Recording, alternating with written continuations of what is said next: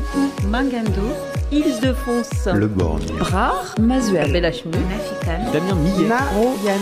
Le patronyme est un des éléments majeurs de notre identité. Et il se trouve que nous en sommes tous pourvus, où que nous soyons et qui que nous soyons. Bonjour à tous et bienvenue dans ce nouvel épisode de Sur ma route, ce podcast dans lequel, avec vous et quelques invités, nous abordons le sujet ou la thématique du patronyme du nom de famille. La version vidéo ne fait que commencer, mais la version audio existe depuis plusieurs épisodes maintenant, plusieurs années.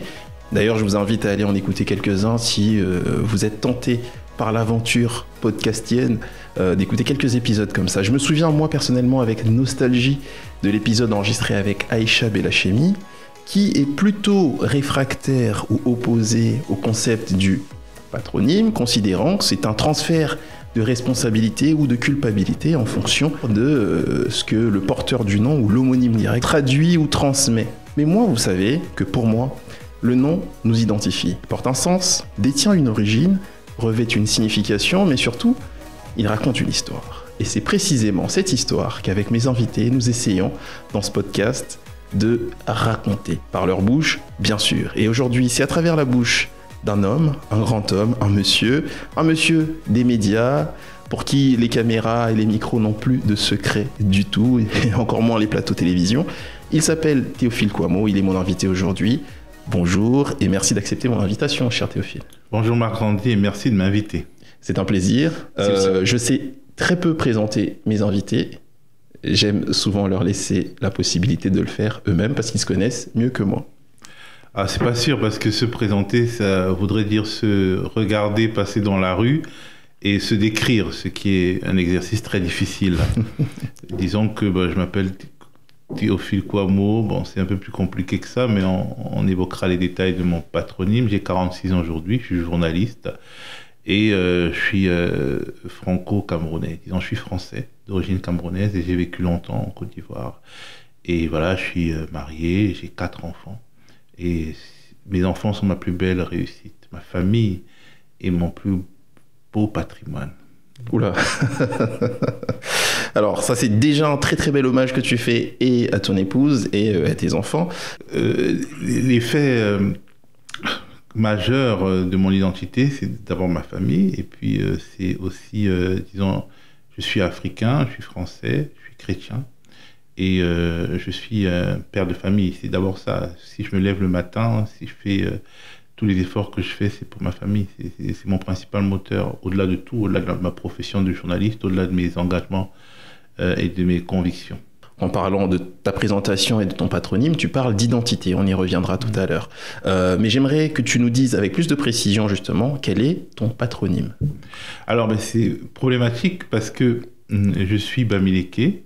Et chez les Bamilékés, je ne suis pas sûr qu'il y ait des patronymes dans notre culture. Je pense que c'est l'état civil qui a construit les choses ainsi. Mais disons que s'il n'y avait pas eu le fait colonial, je ne m'appellerais pas Théophile Kouamouo, je m'appellerais Tchagen. Tchagen, c'est mon nom, c'est le nom que je porte et qui m'est propre, qui est le nom de mon grand-oncle. Et je suis fils de Kouamouo. C'est mon père, et je suis Tambou. Tambou, c'est le nom, on appelle ça un éloge, qui me rattache à ma lignée maternelle, c'est-à-dire un Tambou de Bamena, c'est-à-dire c'est quelqu'un qui est originaire du village de Bamena et dont la mère est originaire de Bangou, de Balembo, c'est-à-dire le village de ma mère au Cameroun. Donc je suis Tambou Tchagen, fils de Kouamouo, et originaire du village de Bamena, en pays Bamiléké. Eh bien, c'est ce qu'on appelle une présentation plus que complète, celle-là aussi. Je ne m'attendais pas à avoir autant d'informations, très très intéressantes et à creuser d'ailleurs, parce que ce que je sens d'emblée dans ton nom, ce qu'on découvre ensemble dans ton nom, c'est qu'il y a du paternel, il y a de la lignée au-dessus, donc des ascendants, et il y a de la mère. Ce qui est très rare en général. Dans la manière dont l'identification de l'individu est organisée dans notre terroir d'origine, les loges, on appelle ça un DAP, en fait c'est ça qui relie les garçons à l'identité, au village de leur mère. Maintenant les filles en ont deux, un qui les relie au village de leur père, un autre qui les relie au village de leur mère. puisqu'une femme est censée partir en mariage. Et donc, ce sont ces deux éloges, ces deux ndab qui permettent de savoir qui elle est quand elle est située, localisée dans le village de son mari et de ses enfants. Alors ça, c'est de manière originelle, bien sûr. Oui. Maintenant, j'imagine que... Maintenant, l'état civil, j'ai 2 états civils. Parlons-en. Parce que je suis né en France de parents camerounais. Et donc, mon nom en France, c'est Kouamo, donc le patronyme dans toute sa splendeur, le nom de mon père. Et j'ai 2 prénoms, Théophile, Tchaguen, c'est-à-dire mon nom, à moi, il est placé en 2e prénom parce que je suis né sous Giscard et à partir de ce moment, on avait le droit, il y a une forme de libéralisme dans les prénoms, c'était plus les prénoms du calendrier, donc mes parents m'ont donné mon nom en 2e prénom. Mais ils sont partis à l'ambassade du Cameroun faire un acte de naissance camerounais dans lequel je m'appelle Tchaguen, Kouamo, donc j'ai 2 noms, mon nom est le nom de mon père et mon prénom c'est Théophile. D'accord. Donc j'ai pas le même entre guillemets patronyme selon l'endroit où je me trouve dans le monde. D'accord. Je suis Tchaguen, en fait, mes camarades avec qui j'étais au lycée, au collège, au Cameroun, savent que je m'appelle Tchaguen. Donc si quelqu'un se retourne et qui m'appelle Tchaguen, je sais que c'est quelqu'un qui m'a connu avant mes 17 ans. Et en France, je m'appelle Kouamo. Rajouter à ça des personnes qui auront écouté et regardé ce podcast. Ah ouais, maintenant, tout le monde saura que je m'appelle Tchaguen. Alors, je te demanderai pas les homonymes parce que maintenant que tu l'as dit, on sait que tu le tires de ton père. Mon grand-oncle, c'est mon nom, Tchaguen. Mon père, c'est le nom de mon père, Kouamo, tout à fait. Théophile, c'est mon prénom. Et mon dab, c'est Tambou. Et donc ça, c'est quelque chose qui ne dépend pas d'un homonyme, mais ça dépend du village de votre mère. Alors, la question que j'allais poser, c'est la signification de Kouamo. Est-ce que tu as une idée? Est-ce qu'il y a une réelle signification de ce nom-là dans une langue quelconque? Je ne pense pas. Enfin, je ne sais pas quelle est la signification. Je sais tout juste qui était le Kouamo des origines, entre guillemets. C'était donc pas mon grand-père paternel, puisque le nom patronymique ne se transmet pas ainsi, ne se transmettait pas ainsi. Donc Kouamo, c'est le Tchaguen de mon père. Mon père s'appelle Kouamo en hommage à son grand-père maternel. Donc il porte le même nom que son grand-père maternel. Son grand-père maternel qui était un guérisseur traditionnel, un chaman. Qui était très célèbre dans la contrée dont nous sommes originaires. Et, donc c'est lui le premier du nom, Kouamo. Pas le premier, c'est le premier que je connais. Dont tu te souviens. Parce que lui aussi devait tenir ce nom de quelqu'un d'autre. Très certainement. Mais ça ne va pas sur une ligne directe. Vous voyez qu'on peut pas, le patronyme n'existe pas, puisque à chaque fois, ce qui reste, c'est pas le nom du père, mais c'est votre nom. Tout à fait. Donc si, par exemple, les choses étaient restées comme elles ont été par le passé, mes enfants s'appelleraient pas Kouamo, ils s'appelleraient d'autres noms.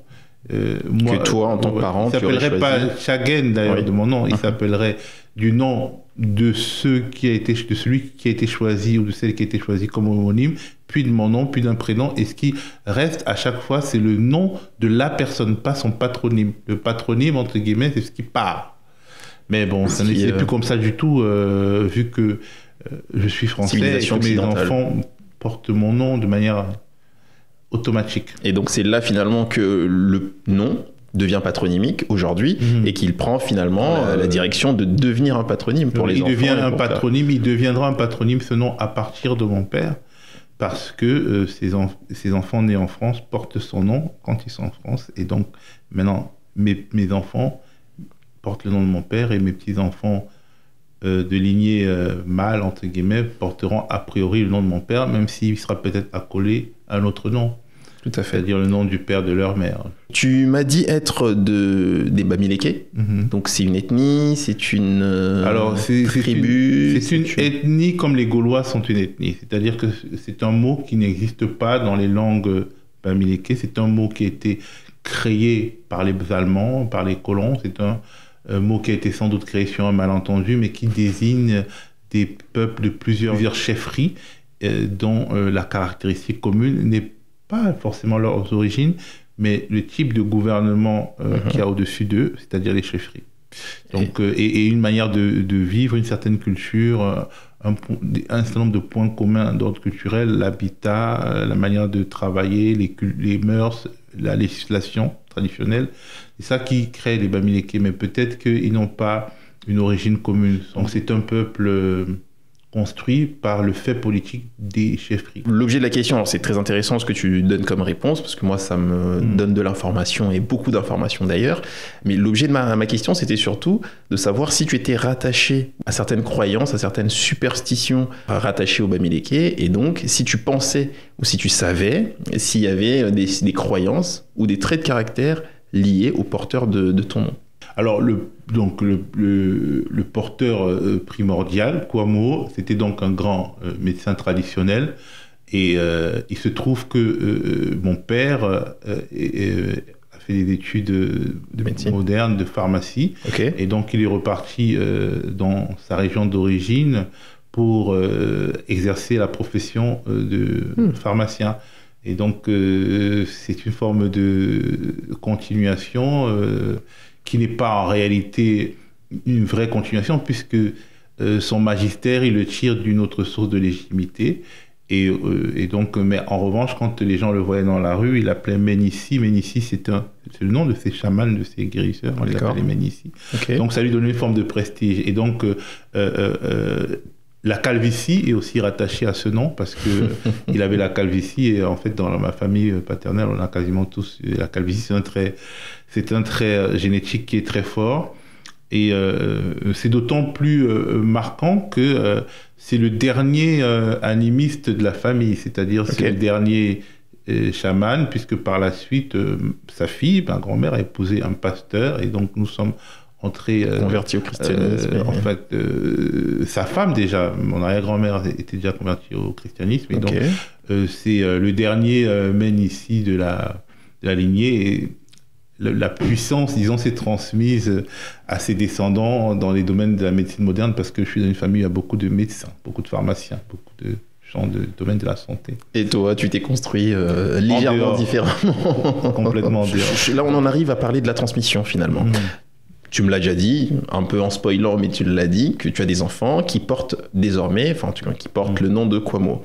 Qu'est-ce que ça représente pour toi le fait de donner son nom? Est-ce que c'est parce que l'état civil te l'imposait, l'état civil français, pays auquel tu appartiens et dont tu as la nationalité, ou il y avait aussi une réelle action ou une réelle pensée lorsque tu transmettais ce nom-là en te disant c'est une transmission, je leur transfère un héritage à travers ce nom et donc certaines valeurs, etc. Franchement, j'ai pas théorisé le fait de transmettre mon nom. Déjà, ma fille est née, je l'ai eue j'étais adolescent, donc j'avais 17 ans et je me souviens que donc elle est née au Cameroun alors que j'étais en France puisque j'étais en première année de fac. Et donc elle est née en décembre et j'avais quitté le Cameroun en octobre. Et donc en fait, j'étais un adolescent, un père adolescent, et mes parents m'ont appelé pour me demander de dire le nom de cet enfant. Et j'étais complètement paniqué parce que je pensais juste... quand vous avez une paternité ou une maternité précoce, vous pensez à ce que vos parents vont dire, à comment on va vous gronder. C'est très lentement c'est très lentement que la question même de votre parentalité se pose à vous. Et parce que de toute façon, psychologiquement, vous n'êtes pas mature pour l'être. Absolument. Et donc, quand ils m'ont demandé de nommer cet enfant, au-delà du fait qu'elle devait porter mon nom ou pas mon nom, c'était une manière... Je pense que je suis devenu père ce 4 décembre 1994, où ils appellent à l'époque, appeler c'était très cher, donc on t'appelle et on te rappelle pour te demander le nom. Et donc, mais en réalité... c'est ça qui... c'est le fait de donner le nom plutôt que de transmettre mon nom qui m'a fait prendre conscience et assumer ma paternité. Et c'est aussi pour cela que cette paternité est devenue...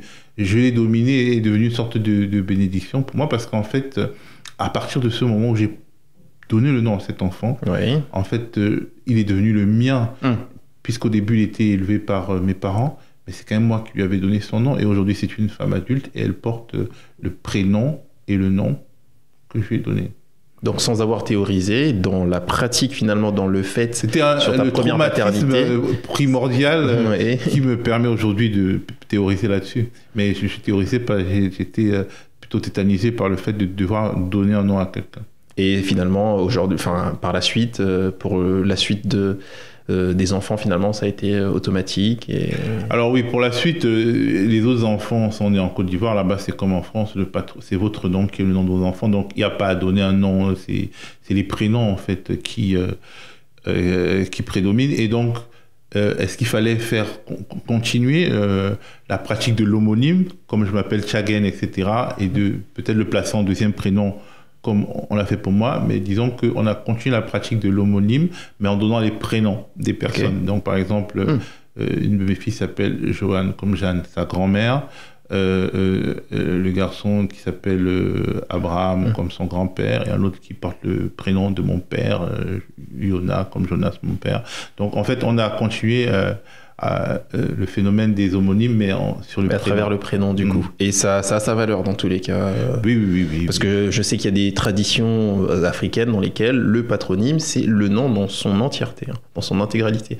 Pas uniquement le prénom, mais le nom, le patronyme, plus le prénom. Oui, mais le patronyme, tel qu'on le décrit, c'est Kwamo. Mais chez nous, le premier nom, ce n'était pas le nom du père, c'était ton nom. D'accord. Donc, moi, mon nom est pas son deuxième prénom.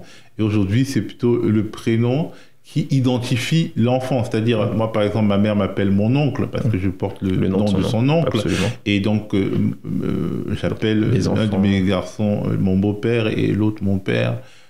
Parce que, voilà, je continue comme ça. Mais le marqueur qui me permet de me consoler, par exemple, du décès de mon père avec un de mes enfants, c'est le prénom qu'il porte. Alors, sur l'anecdote très intéressante de ta première paternité, c'était la première anecdote.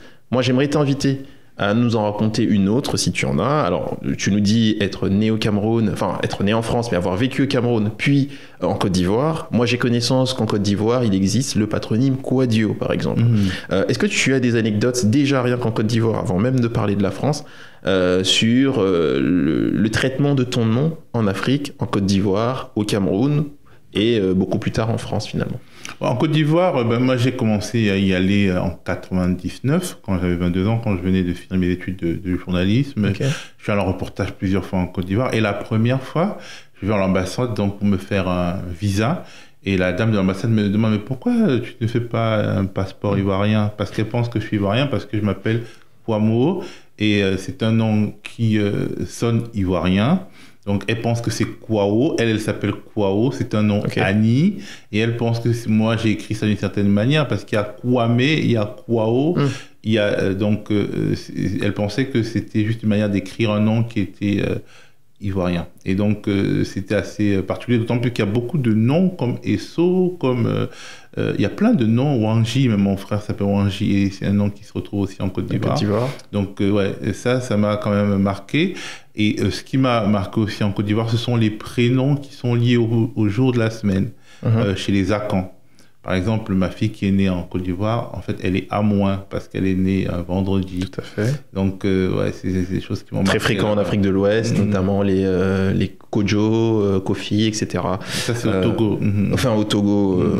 Oui, bref, c'est des cultures qui sont très similaires. Et très, ce qui existe d'ailleurs aussi dans les cultures musulmanes, il me semble. Je ne sais pas, mais... Tout à fait. Mais bon. Et en France ?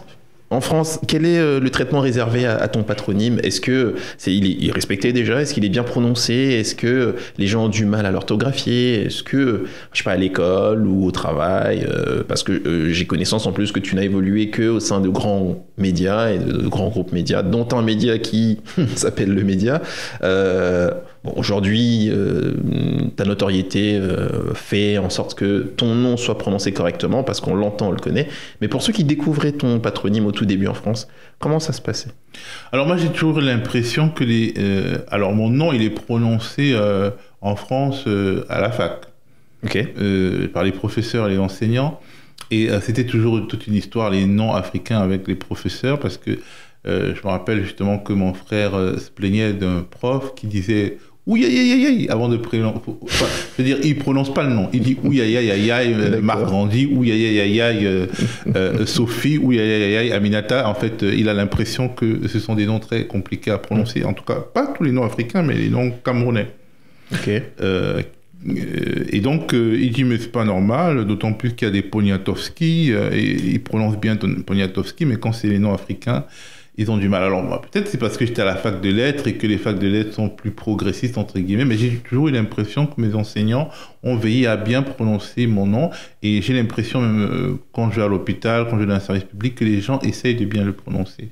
Maintenant, en plus, mon nom, ce que je leur dis, c'est qu'il est de toute façon un peu compliqué tout de même parce que écrit comme ça, K-O-U-A-M-O-U-O, ben en fait, c'est pas comme ça que les autres Kwamo s'écrivent. C'est mon grand-père qui a ajouté un U et un O à la fin pour rapprocher au maximum de la prononciation traditionnelle, qui est Kwamou. Donc c'est mon grand-père qui était un lettré, qui était un pasteur, qui a fait son malin. Et donc je pense que ça nous pose préjudice. J'aurais préféré être Kwamo, K-O-U-A-M-O, comme les autres, comme le joueur de foot Webo Kwamo, comme d'autres Kwamo qui n'ont pas le U et le O à la fin. Parce que je suis toujours obligé de d'épeler mon nom. Là où moi je trouvais qu'il y avait une simplicité, c'était justement qu'il s'écrit exactement comme il se prononce. Oui. Kwamo, donc la personne qui ne fait aucun effort. Enfin, évidemment, on posait la question. Mais en fait, il y a une succession de voyelles. O-U-O. D'accord. Et ça, il y a O-U-A et O-U-O. Bon. Alors, en tenant compte de tout ce qu'on s'est dit là sur le nom, tout ce que tu m'as raconté, tout ce que tu sais, tu connais de ton nom, quelle est pour toi la définition d'un patronyme, ou d'un nom plutôt? Dans ton cas, on parle plus de nom que de patronyme, parce que c'est pas tout à fait un patronyme, quoique ça le devient aujourd'hui. Mais quelle est, toi, ta définition d'un nom? Pour moi, le nom, c'est ce qui t'identifie d'une société donnée. Ok. Puisque, comme je te l'ai dit, mon nom change en fonction de l'endroit où je suis. Quand je suis au village, je suis Tambou Tchagen. Quand je suis à Yaoundé, je suis Tchagen Kwamo Théophile. Quand je suis à Paris, je suis Kwamo Théophile Tchangen. Donc ça change, mais en tout cas, c'est un code. C'est un code à décoder, à déchiffrer et qui indique ce que tu es d'une société donnée. Par exemple, en France, aujourd'hui, Kwamo Théophile Tchagen, ça signifie que je suis d'origine africaine. C'est ce qui se lit. Si j'envoie un CV ou bien si je postule pour avoir un appartement, il est évident que je suis d'origine africaine et que je suis pas musulman. En tout cas, pas d'origine musulmane. Donc, il y a un stigmate sur deux qui disparaît. Alors que si je m'appelais Kwamo Mohamed, ça aurait été deux stigmates. Et je pense que quand je suis au Cameroun, mon nom indique que je suis Bamileke. Alors, en fonction du nom qu'on porte et donc de la société dans laquelle on se trouve, soit ça nous porte préjudice, soit ça nous ouvre des portes et ça nous apporte des avantages. Qu'est-ce qu'il en a été te concernant, aussi bien en France, parce que bon, tu me facilites pas la tâche en ayant été un citoyen de plusieurs pays différents, mais est-ce que ton patronyme à toi t'ouvre des portes? Alors, tu me diras que ça a évolué dans le temps en fonction du statut que tu as occupé et de l'évolution de la carrière, entre autres. À quel moment ton nom t'a joué des tours favorables? À quel moment ça a été plutôt défavorable? Ouais, je pense qu'au Cameroun, mon nom me joue des tours favorables parce que mon père était quelqu'un de très aimé. Il était le maire de Baganté, donc la principale ville de la région dont on vient. Okay. Il était très apprécié, d'autant plus apprécié autant apprécié par des gens du pouvoir que de l'opposition, par les gens du peuple. En fait, c'est un nom qui signifie quelque chose, puisque, en gros, il a quitté la France pour revenir au Cameroun, et il a quitté la grande ville pour aller créer son officine et un laboratoire dans sa région d'origine, donc se mettre au service des siens, heureux qui, comme Ulysse, a fait un long voyage. Voilà, c'était vraiment sa vie, et donc je pense que porter ce nom, c'est une forme de patrimoine immatériel qui est aussi fondé sur le fait que, étant à des postes de responsabilité, c'est pas enrichi. Donc autant on n'a pas des terrains comme beaucoup d'enfants de mère ou des maisons, autant on a un patrimoine immatériel qui est notre nom. C'est un nom qui est respecté. Maintenant, c'est un nom Bamileke aussi, et au Cameroun, il y a ce qu'on appelle l'équilibre régional. Okay. Donc, quand après le bac, vous faites un concours, pour entrer dans les grandes écoles, votre nom peut vous porter préjudice ou vous avantager. Les Bamileke, je sais pas, il y a 10 provinces au Cameroun, ils sont dans une province. Okay. Et donc, si votre province a droit à 10% des places dans une grande école et que vous êtes 40, 50, 60%, 70% des candidats, comme ça peut l'être. Vous n'entrez pas dans les quotas. En fait, vous pouvez être désavantagé par votre nom, et si vous êtes originaire de l'Est du Cameroun, par exemple, où il y a moins de gens qui vont à l'école, ça peut être un avantage. Bon, moi, j'ai pas fait d'études supérieures au Cameroun, mais des gens de ma génération étaient frustrés par cette histoire d'équilibre ethnique parce que leur nom suffisait à déterminer leur droit à avoir telle ou telle formation. Là où en France, par exemple, ce sont les revenus de vos parents, c'est un certain nombre de choses qui vous donnent le droit à la bourse ou à des avantages, des facteurs plus objectifs, même si il y a aussi beaucoup de discrimination, mais elle n'est pas légale. Là-bas, en fait, c'est une sorte de discrimination positive qui est censée être légale et discrimination positive entre guillemets, mais qui peut porter préjudice. Et la base de la discrimination, en tout cas de l'équilibrage, c'est le nom. Mais bon, moi, étant donné que j'ai pas fait d'études au Cameroun, je n'ai pas subi ça. Et puis en France, effectivement, quand vous appelez Kwamo, c'est pas comme si vous appeliez Dupont, c'est évident. Mais je pense que le stigmate principal, c'est quand même la couleur de peau. Les Antillais qui sont noirs sont aussi discriminés, peut-être un peu moins que les Africains, parce que justement leur nom indique qu'ils ont une certaine légitimité, qu'ils ne sont absolument pas issus de l'immigration. Mais globalement, alors est-ce que mon nom m'a porté préjudice? Je ne sais pas. Je pense que ma couleur de peau a pu me porter préjudice à plusieurs fois, mais mon nom, je ne sais pas. Beaucoup plus que le nom en tout cas. Alors au vu de ce que tu me dis, je pose souvent sur la version audio du podcast la question à mes invités si ils pouvaient changer de nom, s'ils avaient la possibilité de changer de nom, s'ils l'auraient fait. Est-ce que toi tu aurais eu une préférence pour un nom, soit pour sa beauté, soit pour les avantages qu'il comportait, ou pour la facilité dans l'écriture, dans l'orthographe par exemple? En fait, avant la mort de mon père, je pense que j'aurais dit que j'aurais préféré enlever le U et le O à la fin, mais maintenant qu'il est décédé, non. Je suis très content de faire vivre son nom aujourd'hui, comme il était écrit dès le départ. Ouais. Et d'être celui qui le perpétue finalement. Et en plus, je suis très content de cette singularité. Peut-être quand je tape dans Google, dans Facebook, partout ce nom, et que je vois quelqu'un, c'est soit quelqu'un de ma famille. J'ai trouvé un Hervé. Et c'est mon frère. D'accord. Soit c'est quelqu'un de ma famille, soit c'est quelqu'un qui est l'homonyme de mon père selon la tradition dont je t'ai parlé. Et il y en a beaucoup. Il a des dizaines d'homonymes. Si on doit se situer géographiquement, tu m'as parlé du Cameroun, mais est-ce que tous les Kwamo ou les Kwamo finalement, en tout cas dans leur perception globale, ne sont qu'au Cameroun, ou on peut les trouver ailleurs, dans une autre partie du monde? Ils sont qu'au Cameroun. Uniquement au Cameroun. En tout cas. Parce que Bamileke. Oui, parce que Bamileke, de certains, c'est pas tout le pays Bamileke qui a ce nom. Je pense qu'il y a un certain nombre de villages. Le nom Kwamo ne vient pas de mon village, ça vient du village de ma grand-mère maternelle, puis c'est le nom de mon arrière-grand-père paternel. Et en fait, ça s'écrit de manière différente. Ça se prononce même de manière différente. Par exemple, pour nous, c'est Kwaon. Pour les gens du village de ma grand-mère maternelle, c'est Kwamen. Okay. En fait, ça change la fin, la terminaison change en fonction du village. Comme beaucoup de noms, Bamileke. Et donc la signification, si nous l'avions, aurait été la même finalement, mais c'est juste la manière de le dire, de terminer. Change. Très bien. Un lien musical ou une musique, une chanson ou une sonorité qui, selon toi, correspond le mieux ou le plus à ton nom? Il y a peut-être une chanson sur Kwame Nkrumah. Kwame, c'est une chanson qui a été chantée en l'honneur de Kwame Nkrumah. Mais et alors il y a aussi une chanson de coupé décalé, Jean-Jacques Kwame. Okay. Montre-moi ton pharaon. Et moi je dis Théophile Kwamo. Montre-moi ton pharaon. Très bien. Et c'est sur ça qu'on aurait pu finir si je t'avais pas laissé le dernier mot, mais je m'en voudrais de pas te laisser le dernier mot. Je te remercie énormément d'avoir accordé ces quelques minutes pour parler autour de ce micro, de ton nom de famille, de ton patronyme. Comme je le dis, pour moi, parler de son nom, c'est se raconter, c'est livrer une part de soi, donc c'est se confier un petit peu sur ses origines, etc., sa généalogie. Donc merci de ta disponibilité et surtout merci à vous d'avoir non seulement écouté mais surtout regardé cet épisode, parce que nous faisons nos premiers pas sur la version vidéo comme vous l'avez compris, et donc format long avec un invité en face bien sûr, et format court un peu plus éditorialisé où je me saisis d'un sujet autour du nom de famille, touchant au nom de famille ou au nom, et j'en parle et je déverse non pas mon fiel mais en tout cas je m'exprime sur ce micro. Je te laisse les clés de la boutique, je te laisse le dernier mot, le mot de conclusion, face à ta caméra ou face à moi, comme tu l'entends, pour clore cet épisode. Disons que je trouve que c'est un beau concept sur ma route. Je trouve que c'est un concept qui gagnerait à être adapté à la télévision.